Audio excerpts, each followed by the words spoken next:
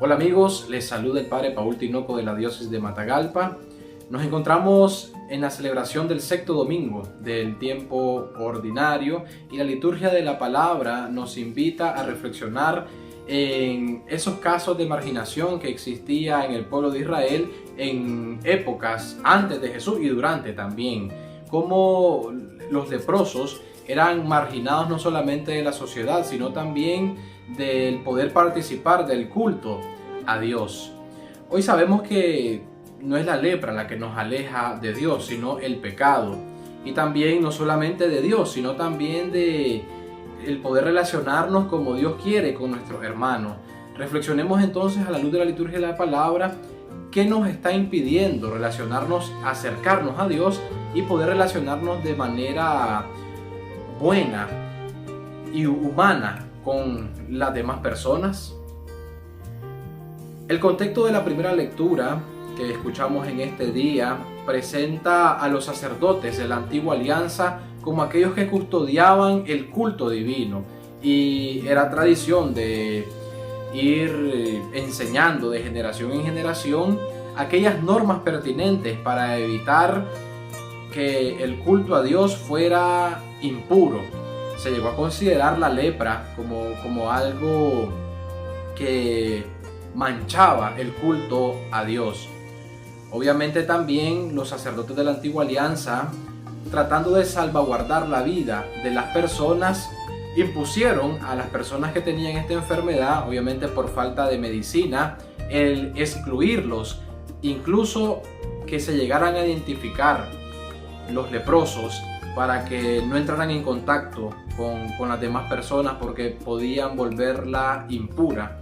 Y se les pidió que también vivieran fuera de los campamentos o de las ciudades.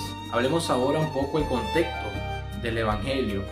Este leproso quebranta una de las normas dadas al pueblo de Israel en el libro de Levíticos, puesto que se acercó a la gente y concretamente a Jesús para pedir ser sanado.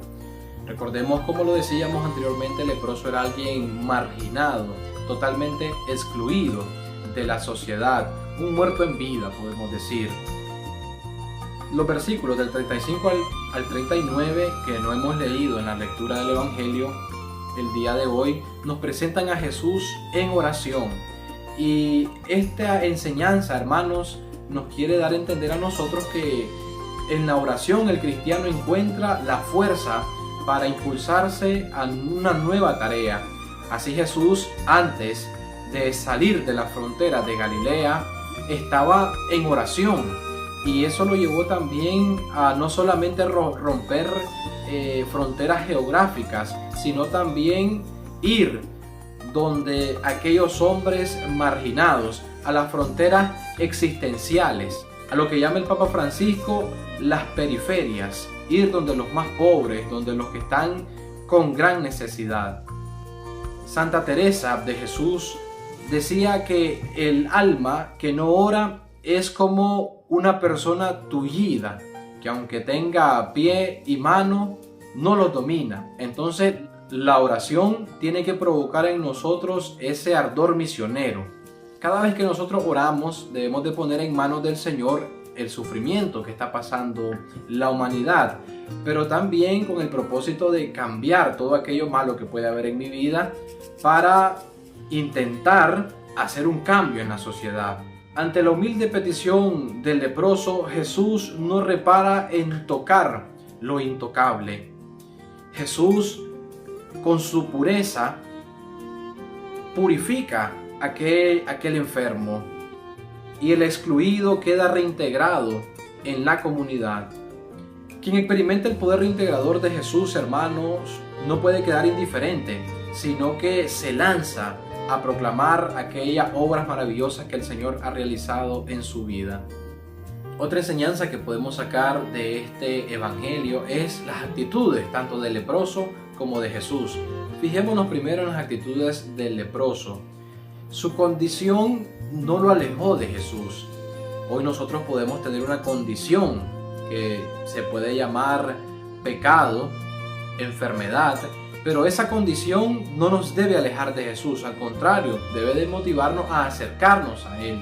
A veces tenemos la idea nosotros de que a Dios hay que conquistarlo como portándonos bien y que solo así nos podemos acercar a Él. Pero Jesús, en medio de nuestras debilidades, en medio de nuestra lepra, de nuestras impurezas, Él quiere que nos acerquemos.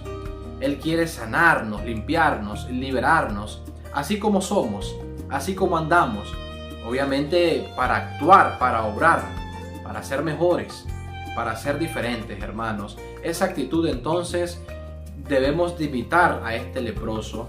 Que mi condición de pecado no me lleve a sentirme impuro y a no querer entrar en una relación con Dios. Y no para quedarme pecador toda la vida, sino para ir tratando de cambiar, tratando de ser mejor.